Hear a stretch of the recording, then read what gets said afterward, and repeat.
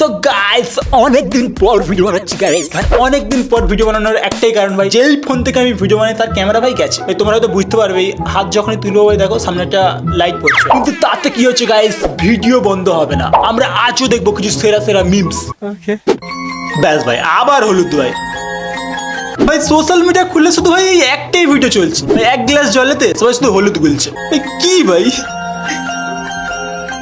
किस कलर की चड्डी पहने हो? ব্যাস ভাই এইটাই দেখার বাকি ছিল। তোমার মুখটা ভারবার, মুখটা শুকনো শুকনো লাগছে, কি হয়েছে? ইসালা মুখটা শুনো শুনো লাগছে নাকি?